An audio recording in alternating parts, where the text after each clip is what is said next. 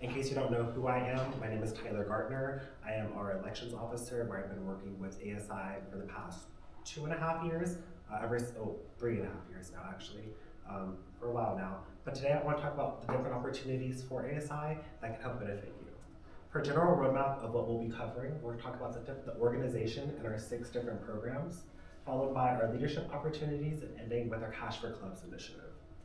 So for a general brief summary of what ASI is Associated Students Incorporated, and we're a $13 million nonprofit located within the CSU campuses. All CSU campuses have an Associated Students, however they do different services such as employment, other perks and benefits on our campus such as events as well. So we provide representation on a local, state, and federal level, and this mostly encompasses our board of directors, and as mentioned, they all are on each CSU campus. So to dive in a little bit about different programs and services, we have our accounting services and student shop, aquatic center, children's center, student engagement outreach, government office where you can find myself, and then our Peak Adventures office. For our accounting services and student shop, this is primarily used for individuals who are trying to purchase a graduation gear.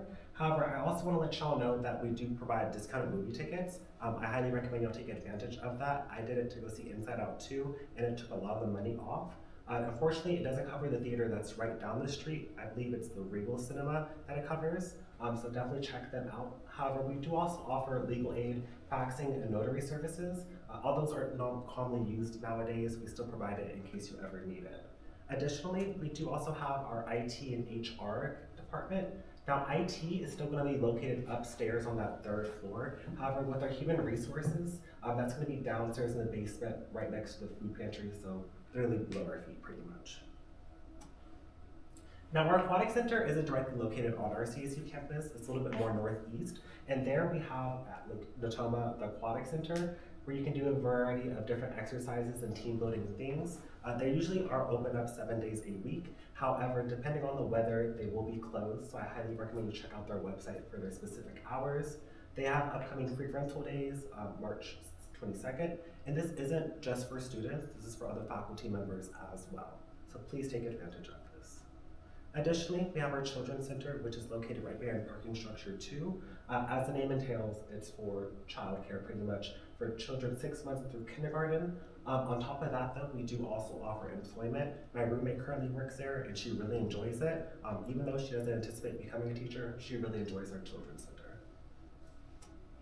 Now, Peak Adventures is located on the 1st floor, right across from Starbucks. There we can get bike repairs and other chain installs. Additionally, we do also offer a voucher if you're interested in purchasing an electric bicycle or electric scooter. This can take off a good amount of the money for it. During my freshman year, I rode an electric scooter, and so if I would have known about this practically would have knocked off about, I think, 1/3 of the price pretty much. Additionally, we have our Challenge Center, which is located by Yosemite Hall, and with Peak Adventures, they do go on different trips. For example, I know that they're going to the Academy of Science fairly soon, and that's going to be like a 21 years up trip. So they do specific things like that, even going camping or even to the snow. Excuse me, I have a question about the voucher. Yeah. So if you want to access that, how do you just go in there and just say, I want to buy a bike and do this? So there's a link you have to click on the website. After we're done with the presentation, I can walk you through it. So with our student engagement and outreach office, this is broken up into 3 key areas. We have our food pantry, KSSU radio, in addition to our Safe Rides program. Now, the main area in which the student engagement and outreach office is located is on that 1st floor of the union, right across from the stairwell. And additionally, we have our food pantry, which is housed within that area. We do free grocery pickups, as well as other products such as COVID-19 tests and feminine products. There, we also have our KSSU radio, where you can be a radio host or even have your own podcast or DJ services. Even then, we do also have our Safe Rides initiative, where you're able to submit a receipt for a small check, Uber or Lyft, and we'll reimburse you for up to $40 for that. I used it for my small check. I think my small check was like around $65, so this definitely did help me benefit me in that regard. Now, our government office is where you can find myself and the rest of our board of directors. We are located on the 3rd floor, right when you get off where the ATMs are located. There though, you can find a little bit more about our different representatives, our committees, and even then learn about scholarships. Now, applications did close last week, so I hope y'all got one in, but even then, they'll be back next semester as well. When you do register your club or organization, we do provide you $800 in reimbursement. And so by the doc funding, you can learn a little bit more by talking to our front desk staff of LE. Now let's dive a little bit into our leadership opportunities. So with student governments particularly, we have our Office of Governmental Affairs, which looks at more advocacy on a state and federal level. Additionally, we have our committees, which are internal to ASI, as well as university-wide, which we'll get into in just a moment, and then our board of directors, which as mentioned, serve as the official voice of Sacramento State. So when it comes down to the committees, as mentioned, we have some that are internal to ASI. For example, we have our committees currently looking at the different scholarships and grading them on a rubric to allocate funding to those specific individuals for the scholarships. Additionally, we have a finance and audit committee, which is still internal to ASI, but then even then we have some university-wide list that will be Dr. Wood's executive office. For a general list of what we have, these are some of our internal ones. Now this isn't every single one of them, but a vast majority of which students go for. And these are able to engage in regards to making different changes on campus and allocate money based off of our budget. And as mentioned, here are different university-wide committees that you can sit on. Now this is usually composed of just one student and a mixture of staff and other administrators, but you can help make academic policies in addition to reducing the impacts of climate change as well as just benefiting our campus services. And if you're trying to figure out what committee is right for you necessarily, I recommend just going for one that you're passionate about and aligns within your career interest. Also, please bear in mind that this is not a paid opportunity, it's volunteer, so please take that with your own discretion, in addition to the commitment aspects as well. For example, with the scholarship committee, they're only active for I believe about 2 to 3 weeks, and then once they're done grading and providing those rubrics, then they'd be done for the time being. But you can do it to build on your resume as well as creating change on campus and even then just building up your leadership skills. We currently do not have a vice president of university affairs, so I would recommend you reach out to Gabriel, our executive vice president, to get more information. But additionally, if you were interested in joining, you're just going to head on over to our ASI website, click the committees tab, and then we have it highlighted in blue to fill out an application as well as a grade authorization form. Alrighty, let's get now into the meat of all, which I'm pretty sure what everyone's here for, which is running for student government. Now, each year we do annual student government elections ran through big polls, a third party, to elect some of our representatives. Now, this is our board currently, pretty much, and these are individuals who either ran or were appointed for a position. Right now, we're going through the general process of during elections. Thank y'all for showing up to our last info session, but please keep in mind that you do also need to attend a candidate workshop with our executive director, Juan. Last one being tomorrow at 6 p.m. in this very room. Additionally, in a couple of weeks, you'll also need to attend an ethics workshop, which will be led by Samuel Jones. And those have 2 options right there on either Monday or Wednesday. And if you fail to miss either of those workshops, then you will not be deemed eligible for running for a position in for student government necessarily. Also, bear in mind that applications are due by 4 p.m. this Friday, so get that in. You can submit that before attending the workshop. Just make sure that you attend the workshop and get your application before the deadline, because we are very strict on that, and if you miss your deadline, then we will not accept it. And then also campaigning will begin on Thursday, March 27th at 7 a.m. If you want to know a little bit more about the specific benefits, for starters, they do have a scholarship of $12,000 to $26,500 for each individual, and this does depend on what position you're going for. The president gets the closest one to $26,500, while college directors get, I believe, 30% of the estimated cost of attending, and then executive officers get 60% of the estimated cost of attending. Additionally, you can get priority registration, and if you purchased a parking permit for students, we'll exchange it for a staff one. In regard to the different positions you're able to run for, these are all voted for by every single student. Our presidential ticket is basically considered one candidate, because we fill out an application for both of y'all, and you campaign together necessarily. However, we do also have our vice president of finance, vice president of university affairs, which looks at our different committees in regards to our different stakeholders too, and then the vice president of academic affairs, which looks at the different academic policies. It sits on the Senate for faculty. Now, with college directors, these are voted for by students exclusively within that college. For example, I am a political science major, so my director falls under the social sciences and interdisciplinary studies category, which is currently Colin Kemp. However, in case you're not a part of a college, we have stuff for undeclared students, in addition to graduate studies. And for this year, we have a new director position open for the Black Honors College.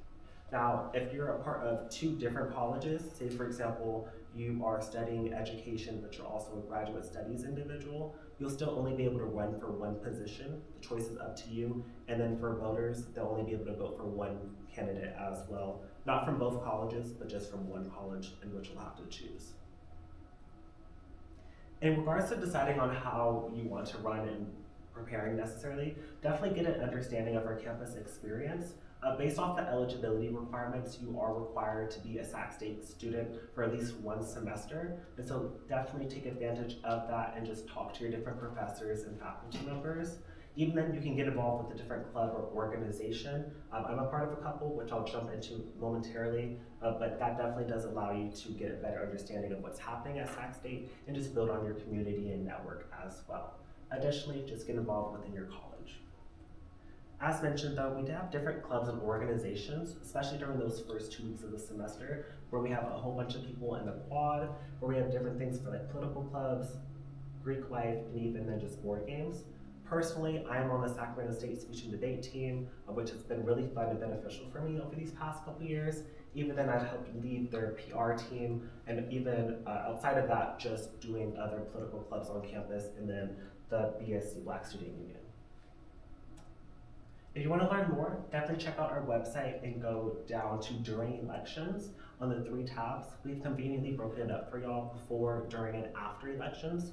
Right now we're in the during elections tab, but we have an information packet as well as a roadmap to office and even an example of a board member's schedule. This is for the college director, currently working on getting one for the executive officer. Additionally, if you want to talk to our different board members, definitely get in contact with them and ask them why they decide to run, the different tricks they use, as well as do they even enjoy their role. For a general visual, this is the different steps to candidacy. Thank you for attending the info session, but as mentioned, you have to attend 2 other workshops, and then Juan will notify you in regards to your eligibility. That'll happen before going to the ethics workshop. And then lastly, we do have our candidate headshots, which are going to be available March 17th through March 23rd. So look out for an email from myself or one of my associates in the coming days. Even then, you have to create your campaigning material, which we'll learn a little bit more during that executive director workshop, and then make sure you follow that code and attend other elections related events. Please, please, please vote on April 16th and 17th, and even if no money is spent, make sure you get your expenditure report in, because if you do not get it in by the deadline, you will not be able to hold office. We have had it happen in the past where we only had one candidate, they didn't turn their expenditure report in, and so we had to do the interview process. So make sure you don't be that person and get your expenditure report in. If you don't think running is necessarily for you, definitely consider our Cash for Clubs initiative, which I'll jump into momentarily. But even then, we have different orgs, committees, and even then we also offer employment opportunities. It's all on our website. I enjoy my job. Do I wish it paid more? Yes, but it's still a good job. Even though we have volunteer opportunities, and as mentioned, please vote in the coming weeks. With the Cash for Clubs initiative though, on the ballot, you'll be able to see the different clubs and organizations that have registered with Sac State, specifically with SOL. I believe right now we have a little bit over 180. In previous years, we have between 270 to 170, so that list does depend. But with voting, at the end of the ballot, you'll be able to allocate $5 to any club or organization of your choosing. And that's not money from your pocket, but from ASI's predetermined budget. And depending on where they rank within the top 5, we'll add those additional money on top of So for reference, last year we saw that Hornet Racing got the #1 spot with 271 votes. Doing the math, that puts them at $1,355, but since they also were the #1 spot, we added an additional $500 to that, in which they made over $1,800 in 48 hours. To limit bias and ensure we have a fair and level playing field, we do the order alphabetical. I believe this year though, we are going to switch and start from Z to A, and then for the following year, A to Z, if that makes sense pretty much. But so if you're a part of a club or org, let people know that they can do that and take advantage of it because you can raise a lot of money that quickly. Even then, we do also offer a example on how to set up your different polling stations, which is all located on our website in the Cash for Clubs pod. For example, the speech and debate team, we're not a club, but this is just for the photo shoot, by the way. We have a QR code, you can just take a photo, scan it, vote, and then you get your money, basically. But that was about it that I wanted to cover today, y'all.